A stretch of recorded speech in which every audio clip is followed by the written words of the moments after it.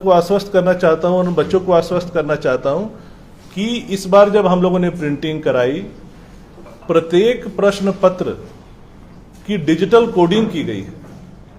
ये पहली बार आयोग में हुआ है। 1,39,900 वैध कैंडिडेट थे, तो प्रश्न पत्र जो छपे हैं उसकी संख्या का आप अनुमान लगा सकते हैं, गुना 3, क्योंकि 3 पालियों में प्रश्न पत्र दिए गए थे। 23 जो हमारे परीक्षा केंद्र थे, सभी के कंट्रोल रूम में लाइव सीसीटीवी लगाई गई थी, जिसकी निगरानी यहां से कंट्रोल रूम से हो रही थी और जिला के कंट्रोल रूम से भी हो रही थी।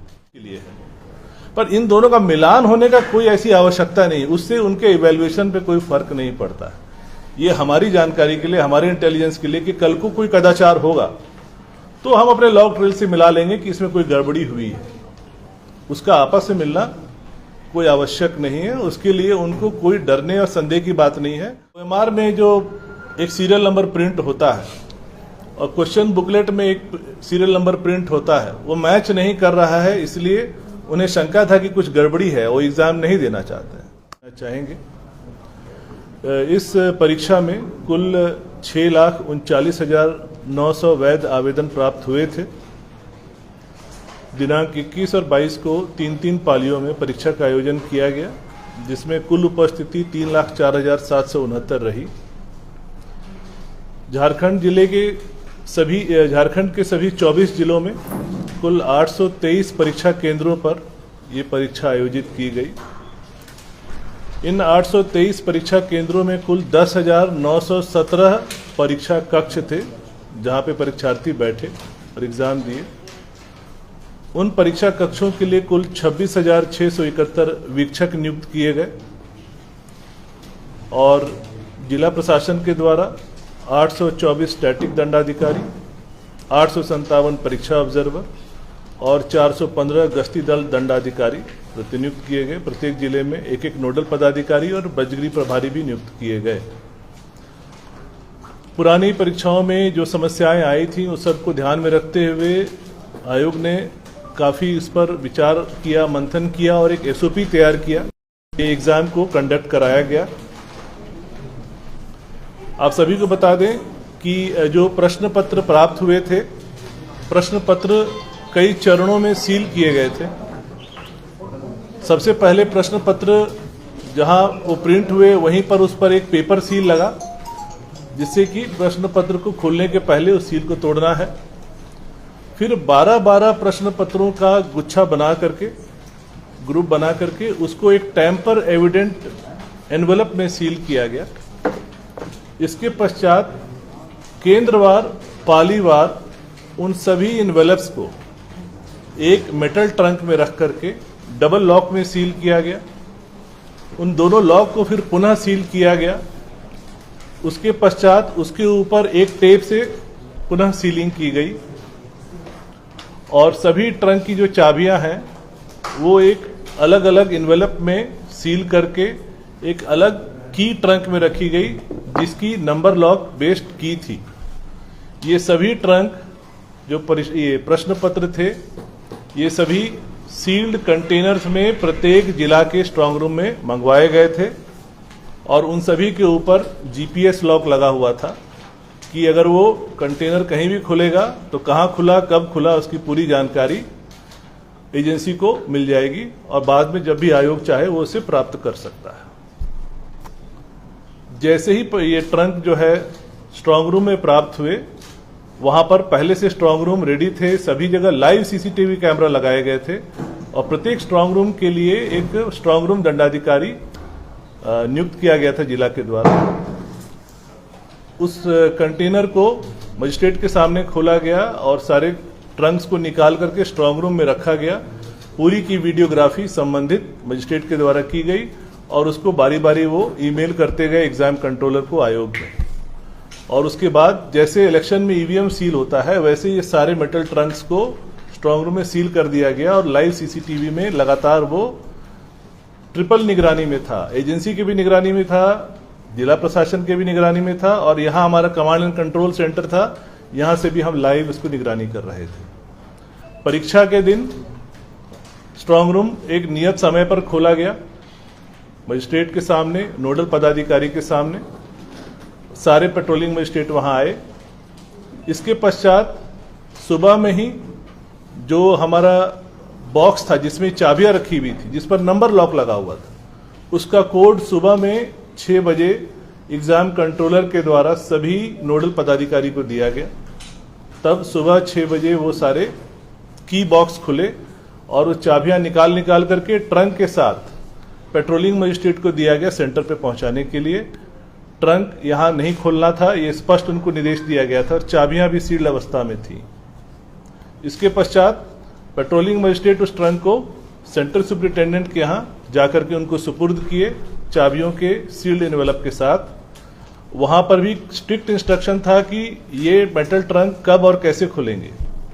ये सारे मेटल ट्रंक परीक्षा के मात्र आधा घंटा पहले खुल सकते थे और सिर्फ कंट्रोल रूम में खुल सकते थे, और सारे 823 जो हमारे परीक्षा केंद्र थे सभी के कंट्रोल रूम में लाइव सीसीटीवी लगाई गई थी, जिसकी निगरानी यहां से कंट्रोल रूम से हो रही थी और जिला के कंट्रोल रूम से भी हो रही थी।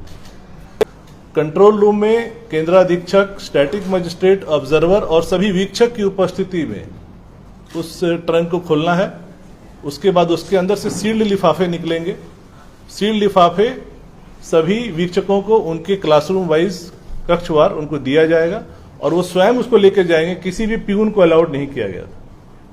और परीक्षा केंद्र में सेंट्रल सुपरिटेंडेंट, ऑब्जर्वर और स्टैटिक मजिस्ट्रेट के अलावा किसी को भी मोबाइल ले जाने की अनुमति नहीं थी। परीक्षा केंद्र के प्रत्येक कमरे में, कॉरिडोर में और मेन गेट पे सीसीटीवी लगाए गए थे और जैमर्स लगाए गए थे। कुल सीसीटीवी की संख्या 15,236 सीसीटीवी कैमरे लगाए गए थे और 9,217 जैमर लगाए गए थे। इसके पश्चात वीक्षक जब वो sealed envelope, tamper evident sealed envelope अपने कक्ष में ले जाते हैं, वहां पर 5 उम्मीदवारों की उपस्थिति में उनसे साइन करा के उनके सामने वो इन्वेलप खोला जाएगा और उसके बाद वो प्रश्न पत्र वहां पर एक सीरीज है, क्रम है, उसके अनुसार उसको बांटा जाएगा। ये उनको निर्देश था, उसके अनुसार ये कार्य किए।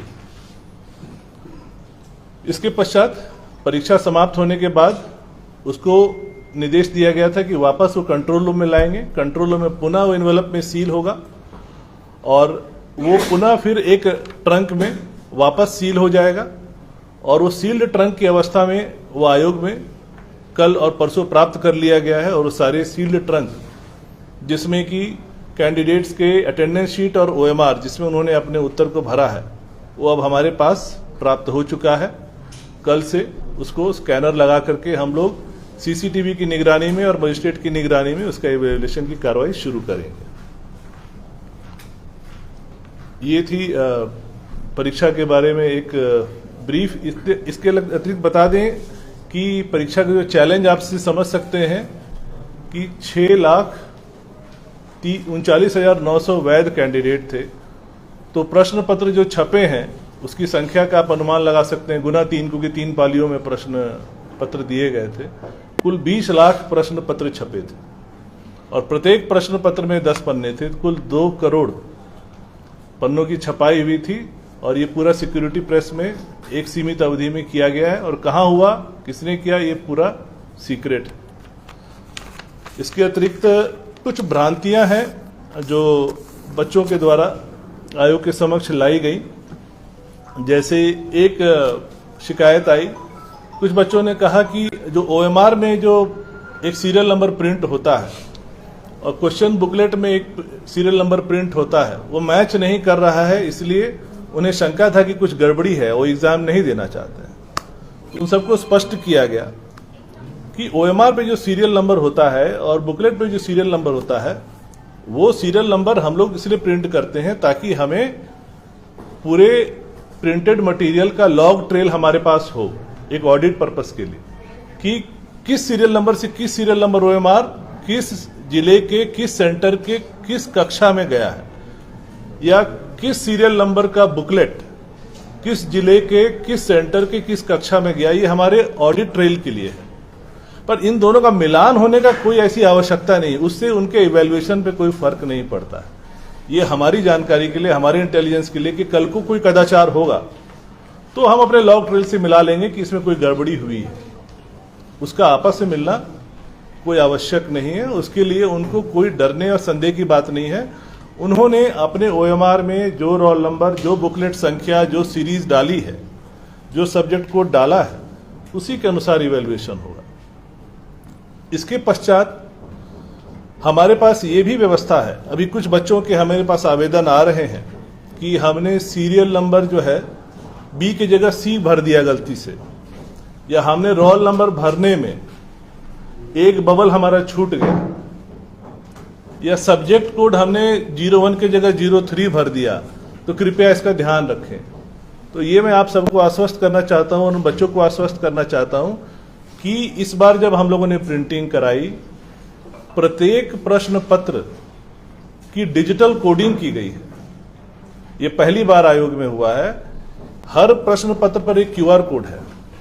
उस प्रश्न पत्र को हम ट्रेल कर सकते हैं कि ये किस सेंटर पे गया था और किस बच्चे ने लिखा है, और ये सारा डेटा हमारे पास है। तो निश्चिंत रहें, अगर उन्होंने गलती की भी है तो हमारे पास वो सॉफ्टवेयर है कि हम उसको सुधार सकते हैं कि वो सही रोल नंबर हो, सही सब्जेक्ट कोड हो, या सही सीरियल नंबर हो। उनको कोई घबराने की जरूरत नहीं। आवेदन हमारे पास आ भी रहे हैं, वो आवेदन नहीं भी देंगे तब भी हमको उसको शुद्ध करने की हमारे पास पूरी सॉफ्टवेयर व्यवस्था है। हर प्रश्न पत्र की एक डिजिटल कोडिंग की गई, आपको हम लोग सैंपल भी दिखाएंगे। और हम लोगों ने प्रिंटिंग के समय भी चीजें लीक ना हो, इसके लिए हम लोगों ने विशेष ध्यान ये रखा कि यहां पे जो प्रश्न पत्र की जो तैयारी होती है उसमें एजेंसी को ये काम दिया जाता है। एजेंसी भी, अगर हमें जैसे 2 शिफ्ट में एग्जाम लेना था जीके का, तो हमें 2 प्रश्न पत्र तैयार करने थे, तो एजेंसी ने 6 प्रश्न पत्र तैयार किए, 3 गुना, और उसको सील पैकेट में लाया गया आयोग में। आयोग की उपस्थिति में अध्यक्ष के द्वारा रैंडम 2 प्रश्न पत्र चुने गए जो सील्ड अवस्था में थे, और उनको दे दिया गया प्रिंट करने के लिए। बाकी 4 आयोग में सील्ड अवस्था में रखे हुए। वो 2 प्रश्न पत्र तैयार होने के लिए भी वो मल्टीपल एक्सपर्ट से क्वेश्चन लेते हैं, फिर वो कंप्यूटर में रैंडमली मैच होता है। वो किसी को नहीं पता चलता है कि फाइनल प्रश्न पत्र क्या बन रहा है, और वो भी 6 पार्ट में बनता है, और उसमें से रैंडमली 2 सेलेक्ट होता है। प्लस इस बार हम लोगों ने एक और ध्यान रखा कि प्रश्न पत्र आपको हम दिखाएंगे, प्रश्न पत्र पे कहीं नहीं लिखा हुआ है कि ये एग्जाम किस पर्पस के लिए हो रहा है। झारखंड कर्मचारी चयन आयोग करा रहा है सीजीएल के लिए एग्जाम, ऐसा कहीं नहीं लिखा है। प्रश्न पत्र एकदम न्यूट्रल है, कोई देख के ये बता नहीं सकता है, प्रिंट करने वाला भी उसको पता ही नहीं है कि ये प्रश्न पत्र किस एग्जाम के लिए, किस आयोग के लिए छप रहा है, वो भी आपको दिखाएंगे। इसके अतिरिक्त एक भ्रांति और आई है, कुछ बच्चों ने कहा कि उनका जो पेपर सील है वो टूट गया था या खुला हुआ था। तो आपको मैंने जैसा बताया 20 लाख प्रश्न पत्र छपे, सारे सिक्योरिटी प्रेस में मशीन से प्रिंट हुए, सील हुए, पैक हुए। उसमें 1-2% संभावना है कि एडेसिव छूट गया होगा, सील नहीं हुआ होगा, पर उससे प्रश्न पत्र लीक होने का कोई खतरा इसलिए नहीं है क्योंकि वो पुनः एक टेम्पर एविडेंट एनवेलप में सील होता है, फिर वो मेटल ट्रंक में सील होता है, फिर वो सील्ड कंटेनर में ट्रांसपोर्ट होकर आता है। तो इसलिए सिर्फ पेपर सील के खुले रहने से प्रश्न पत्र की लीक होने का कोई खतरा नहीं है। पेपर सील का एक ही उद्देश्य होता है कि जब प्रश्न पत्र दिया जाता है कैंडिडेट को, तो हम लोग 4-5 मिनट पहले दे देते हैं, बांटने में सुविधा होती है। जब घंटी बजती है तब कैंडिडेट को वो पेपर सील फाड़ना होता है और तब वो प्रश्न पत्र खोलता है। सिर्फ इसी पर्पस के लिए दिया जाता है। इससे इसका मतलब ये नहीं है कि वो प्रश्न पत्र लीक हो गया या उसका कोई खतरा है। It could be 1-2% of a manufacturing defect, जो हमारे प्रश्न पत्र को कहीं भी खतरे में नहीं लाता। कुछ आप लोगों को हम लोग वीडियो भी दिखाना चाहेंगे कि कैसे सेंटर्स में, जो हम लोग यहाँ से लाइव सीसीटीवी से देख रहे थे, कि कैसे जो ट्रंक थे कैसे उसको अनसील किया गया सभी के सामने कंट्रोल रूम में। तो वो एक वीडियो है, वो हम लोग दिखाएंगे आपको। इसके अतिरिक्त कुछ आपको हम लोग सैंपल दिखाना चाहेंगे। पहले एक हमको खुला वाला दिखाइए। ये अनयूज्ड मटेरियल है जो बच करके वापस आए हैं, उसमें से कुछ डेमोन्स्ट्रेशन के लिए। इस तरह के एनवेलप में सील था, एक सील्ड एनवेलप दिखाइए। इस तरह के टैम्पर एविडेंट एनवेलप्स में प्रश्न पत्रों को सील किया गया था, तो इसको आप खोल नहीं सकते, ये मुश्किल है, खुलेगा तो ये सील फट जाएगा। इसको काट के ही खोला गया है। तो अगर कहीं भी कोई इसको खोलेगा तो ये पता चल जाएगा। इसीलिए बोलते हैं टेम्पर एविडेंट एनवेलप इसको बोलते हैं। तो इसको जब खोला गया, इसको काट करके खोला गया। अब आपको दिखाते हैं एक प्रश्न पत्र। यही है वो पेपर सील जिसके बारे में लोग बात कर रहे हैं।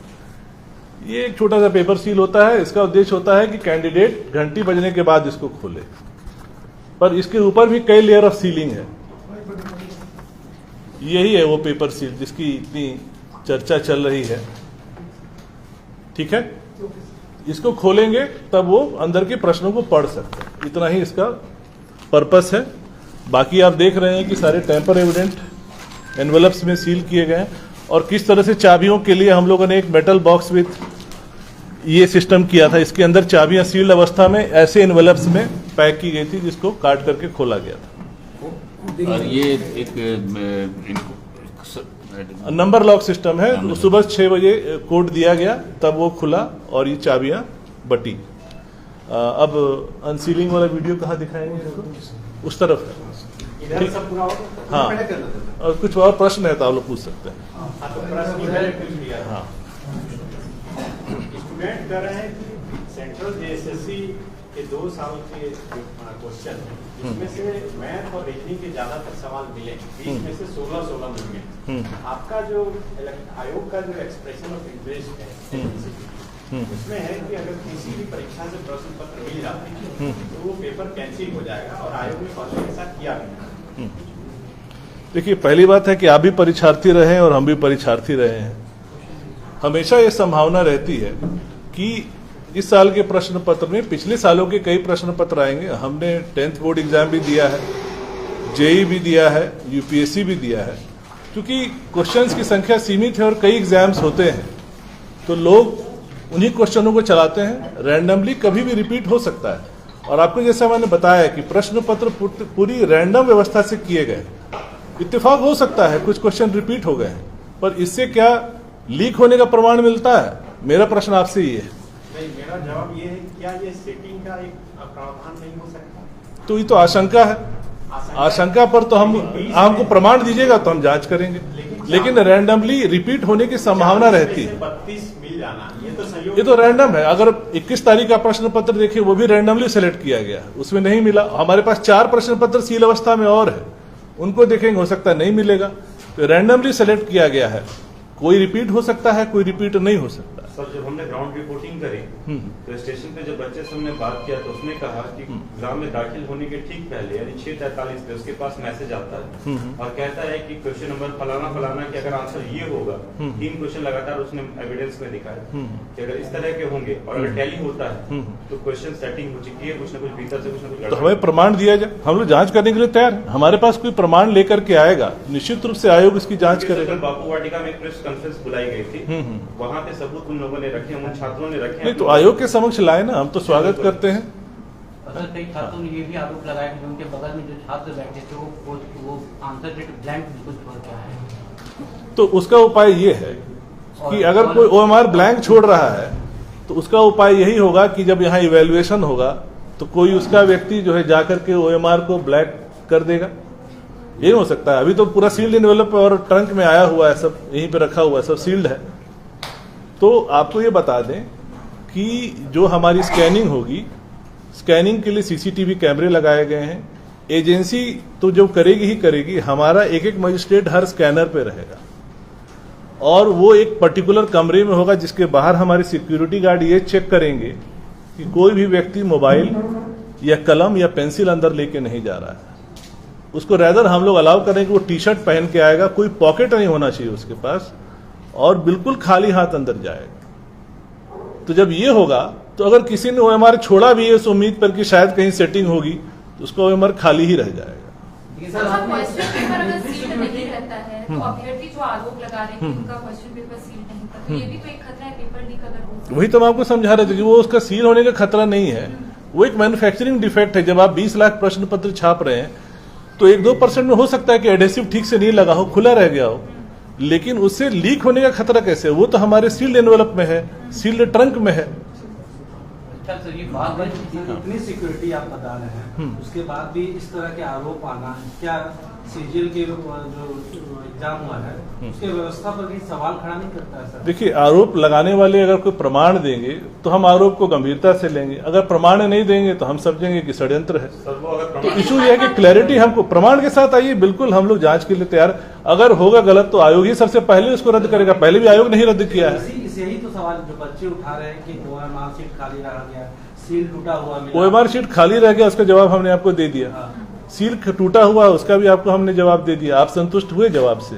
प्रशांत जी, 28 जनवरी को ये परीक्षा हुई थी, 28 जनवरी को उसी तरह उस दिन भी इसी तरह के एलिगेशन लगे, आयोग ने तुरंत संज्ञान लिया, तुरंत आप लोगों ने डिसीजन लिया, तुरंत FIR हुआ, फिर आप लोगों ने पूरे एग्जामिनेशन को रद्द करने की दिशा में बिल्कुल उसका प्रमाण मिले हमें। उसी डायरेक्शन में बढ़ने के फिर कुछ गुंजाइश बनती हुई नजर आ अभी तक तो हमारे पास ऐसे कोई पुख्ता प्रमाण नहीं मिले हैं, कोई सामने नहीं आया है जिसके आधार पर हम ये निर्णय ले सकते। सर भविष्य में जैसे छात्र लेकर के आते हैं प्रमाण, क्योंकि जिस तरह से कल उन्होंने सबूत प्रस्तुत किए थे, दिखा रहे थे वो मीडिया को प्रेस कॉन्फ्रेंस में अपने, अगर वो आते हैं तो उसका स्वागत, उनका स्वागत बिल्कुल उनका स्वागत है और हम लोग एकदम जांच करेंगे। हम लोग देखिए, आयोग का ध्येय क्या है कि जो बच्चा मेरिटोरियस है, जो मेहनत किया है, उसको उसका फल मिलना चाहिए। और इसीलिए हम लोगों ने पूरी कोशिश की है, इतना मेहनत किया, कम से कम समय में एग्जाम एजेंसी को प्रश्न पत्र देने और एग्जाम कंडक्ट कराने में भी हम लोगों ने कम से कम अवधि रखी, ताकि संभावनाओं को भी कितना हद तक हम कम कर सके।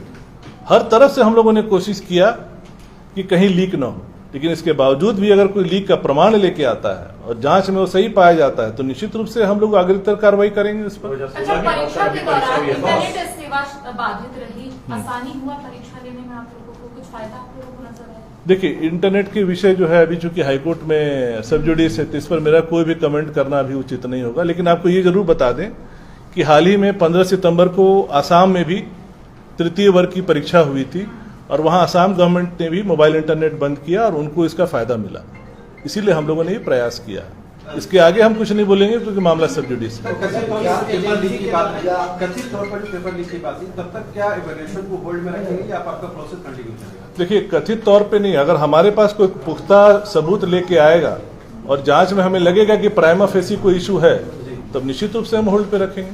लेकिन आशंकाओं, अनुमान के आधार पर कोई निर्णय नहीं हो सकता है। स्टूडेंट्स और और किस टीचर एजेंसी के के द्वारा एग्जाम जो करवाए जा रहे हैं, किस एजेंसी के द्वारा करवाए? ये गोपनीय है, इसको नहीं बताया। उसी एजेंसी से हो रहे हैं, एग्जाम उसी एजेंसी के द्वारा पहले भी लिए? नहीं, ये भी हम आपको नहीं बताएंगे, हम कुछ नहीं बता सकते, ये पूरी गोपनीय विषय है। सर एक सवाल है कि 3 लाख से ज्यादा बच्चे पार्टिसिपेट किए, आपने सर कहा कि षड्यंत्र भी हो सकता है, क्योंकि 3-3.5 लाख बच्चों में मोटा मोटी बहुत कम लोग इसमें आवाज उठा रहे। अगर गड़बड़ी होता तो 3.5 लाख भी बच्चे आवाज उठा सकते थे। तो क्या आपको ये लगता है सर कि ये कुछ पॉलिटिकली भी हो सकता है? देखिए, मेरा इस पर कुछ कमेंट करना उचित नहीं रहेगा, बाकी आप समझदार हैं जी। मेरा हम आयोग का ही पक्ष है। 2016 के बाद सर ये परीक्षा 8 वर्षों से प्रयास हो रहा था और हम लोगों ने इस बार पूरा प्रयास किया कि इस बार हम लोग सफल हो जाए और अभी तक तो उम्मीद है कि हम लोग सफलता की ओर बढ़ रहे हैं। एक और प्रश्न है सर, ये सवाल भी है। पेपर लीक से हटकर ये सवाल है। हाँ। जो पेपर 3 है जीएस का पेपर, उसमें ऐसा स्टूडेंटों का आरोप है जिन्होंने परीक्षा लिखा, वे कह रहे हैं कि जो सेंट्रल सीजीएल का जो मैथमेटिक्स का पूरा पोर्शन है वो सेंट्रल सीजीएल का पूरा पूछा नहीं, हमने जवाब दे दिया। देखिए, आप भी परीक्षार्थी रहे, हम भी परीक्षार्थी रहे। जब हम आईटी की तैयारी करते थे, हम आईटी क्लियर भी किया, टफनेस पे सवाल था। तो हम 10 साल के पिछले क्वेश्चन पेपर्स को क्यों बनाते थे? ताकि कुछ उसमें से लड़ेगा। ये तो होता ही है, सवाल तो एक सीमा है ना, इन्फिनिट नहीं है, डेफिनेट नंबर ऑफ क्वेश्चंस हैं। लेकिन और इतने एग्जाम्स हो रहे हैं, वो तो जेएसएससी सीजीएल के सिलेबस और जो पुराने सवाल है उसके आधार पर तैयारी कर रहे हैं। हाँ। स्टूडेंटों का ये कहना है कि सेंट्रल सीजीएल के 2 क्वेश्चन कर दिया गया, इसका मतलब ये टफनेस। तृतीय वर्ग के जो परीक्षाएं होती हैं सभी राज्यों में होती हैं और सेंट्रल गवर्नमेंट की भी होती हैं। प्रत्येक वर्ष ऐसी करीब 30-35 परीक्षाएं होती हैं। तो आप समझ सकते हैं कि इस देश में कितनी परीक्षाएं हो रही हैं। तो कहीं भी रिपीट होने की संभावना हमेशा रहती है। इत्तेफाक है, हम मान रहे हैं। सीरियल बाय सीरियल भी हुआ है, वो तो रैंडम कंप्यूटर सेलेक्ट करता है, कुछ कॉमन भी हो सकता है। 21 तारीख को तो नहीं हुआ, 22 तारीख को हुआ। और भी हमारे पास 4 सील्ड है, अगर जरूरत पड़ेगा तो हम इसको खोल के चेक कर लेंगे कि उसमें भी रिपीट है कि परीक्षा नहीं। हुई थी सीजीएल वाला, उसमें हाँ। क्या आयोग के किसी कर्मचारी पर भी कोई डाउट है आपको? उस रैकेट में हो सकता है शामिल रहा हो? देखिए, उस पर तो एफआईआर दर्ज है, एसआईटी गठित है, एसआईटी जांच कर रही है, उस पर मेरा कुछ भी अभी बोलना उचित नहीं रहेगा। एसआईटी के अभी अनुसंधान के अंतर्गत है। एसआईटी जब न्यायालय में जाएगी, चार्जशीट दाखिल करेगी, आप सभी के सामने होगा। लेकिन सर झारखंड में ऐसा क्यों होता है कि कोई भी एग्जाम हो फेयर नहीं दिखता है, सवाल उठी जाता है? यही तो इसीलिए तो हम लोगों ने इतनी मेहनत की ताकि इस परसेप्शन को बदल सके। बाकी एग्जाम लीक तो नीट का भी हुआ, यूपी में 2 पुलिस सर्विस के एग्जाम हाल ही में दोनों में लीक हुआ। इतनी बड़ी चैलेंज हो गया, इतना बड़ा समस्या है कि आसाम गवर्नमेंट ने हाल ही में 15 सितंबर को जो एग्जाम लिया उसमें उन्होंने मोबाइल इंटरनेट तक बंद किया। उसी से हम लोग को भी प्रेरणा मिली। आंसर की कब जारी करेंगे? आंसर की हमको लगता है जल्द ही जारी हो जाएगा। हमको लगता है 1 से 2 दिन, कितना टाइम लगेगा एग्जाम कंट्रोलर बताएंगे। कल तक आपको आंसर की जारी हो जाएगा। सर आपकी निष्ठा पर कोई सवाल नहीं, लेकिन एक मीडिया से इतनी दूरी आयु की क्यों रहती है? हम लोग तरस जाते हैं आपसे मेंबर से मिलने के लिए। क्या आप पर पूरा विश्वास है? क्या ये दूरी खत्म करेंगे? बिल्कुल दूरी खत्म हो रही है। आज तो हम लोग बैठे हैं सामने। ये सीजीएल लेवल का एग्जाम भी तो इतने समय बाद हुआ है, 8 साल बाद। नहीं मतलब एक अटेम्प्ट हम लोग ले चुके, उस समय सफल नहीं हो पाए। अब इस समय हम लोग कोशिश कर रहे हैं।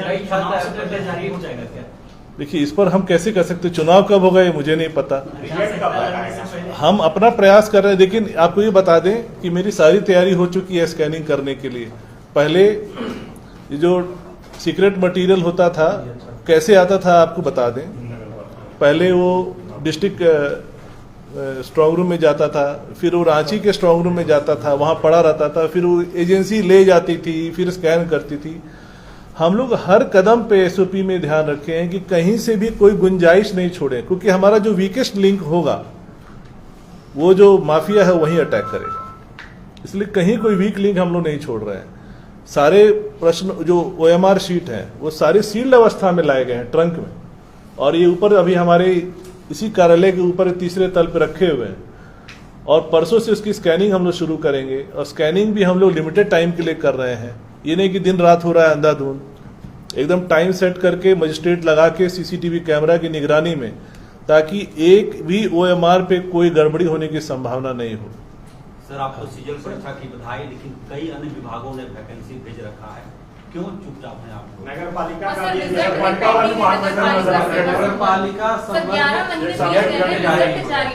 अच्छा, ये नगर पालिका के आ रहे एक एक करके आपने बहुत अच्छा प्रश्न किया। अब ये बताइए कि पिछले हाल के दिनों में लगातार हम लोग अनुशंसाएं भेज रहे हैं और नियुक्ति पत्र वितरण कार्यक्रम चल रहा है कि नहीं चल रहा है? इतनी गति से पहले चला है? आप ही बताइए, आप लोग ज्यादा बेहतर जानते हैं, हम तो नए हैं, आप लोग तो यहाँ पुराने हैं। तो जेई का अभी हम लोगों ने बहाली किया, शिक्षक का बहाली किया, पीजीटी का बहाली हुआ, इसके अलावा लैब असिस्टेंट का भी हम लोग भेज दिए हैं, और आईटीआई का हम लोग आज भेज रहे हैं। और इसके अतिरिक्त फिर हमको लगता है 27 तारीख ये एमबीआई का हम लोगों ने कर दिया। इंडस्ट्रियल का जल्दी ही, इंडस्ट्रियल का तो आज ही भेज देंगे। और जो म्युनिसिपल वाला बस वही एक बचा, बाकी तो सारा बैकलॉग हम लोगों ने क्लियर कर दिया। हाल तो सर बोल रहा है कि सारे एग्जाम विवादों में क्यों चला जाता है, कहीं कोर्ट में फंस जाता है तो सर कहीं रिजल्ट। हम तो प्रयास कर सकते हैं, विवाद में क्यों जाता है वो मेरे नियंत्रण में नहीं है। हम लोग सर अभी कुछ स्टूडेंट और टीचर के डेलीगेशन गवर्नर से मिले हैं, 5 पॉइंट दिए हैं, प्रमाण की बात कर रहे हैं। वो बता रहे हैं कि एक वीडियो एग्जाम शुरू होने से पहले 22 सितंबर का वायरल हो रहा है, जिसमें एक लड़का बैठकर आंसर पढ़ रहा था, और वही 20 आंसर के क्वेश्चन जो है एग्जाम में आए। बिल्कुल, वो आए हमारे पास भी आ जाए लेकर के। उसमें सर वो वीडियो में वो लड़का दिख भी रहा है जो भाग रहा है।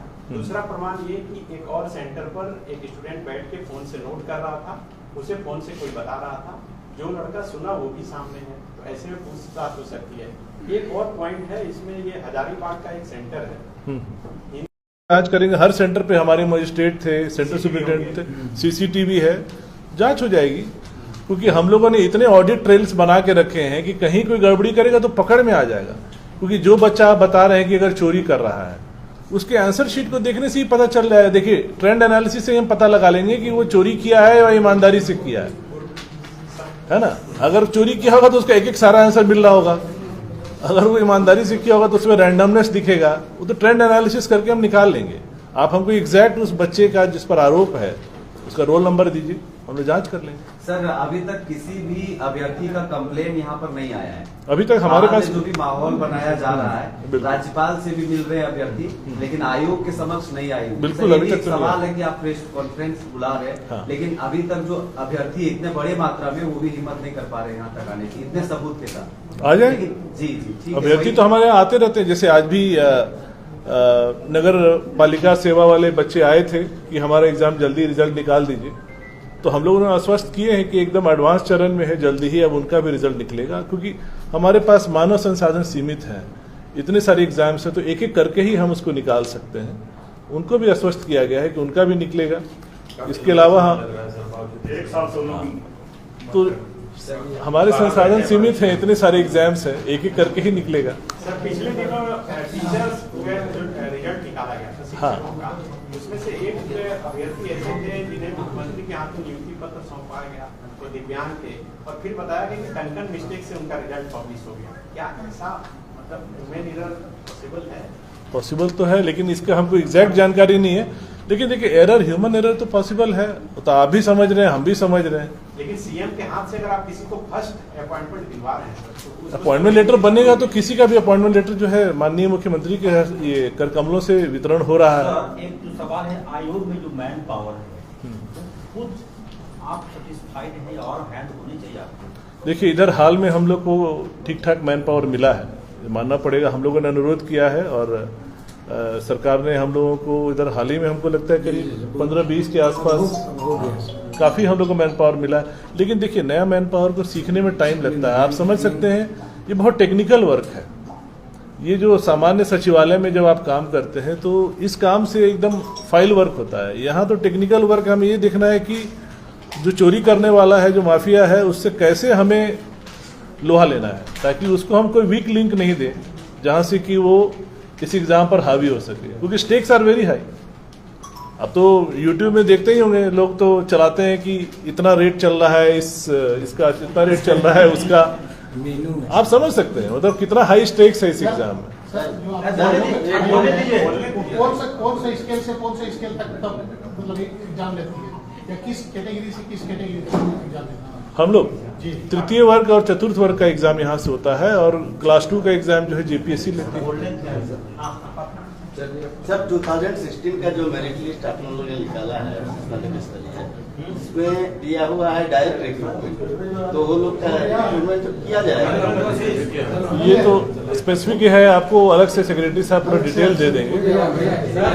हमको लगता है वीडियो झारखंड की आवाज YouTube न्यूज चैनल को सब्सक्राइब जरूर करें, लाइक, कमेंट और शेयर करना ना भूलें। जुड़े रहिए हमारे साथ, क्योंकि हम हैं आपकी आवाज।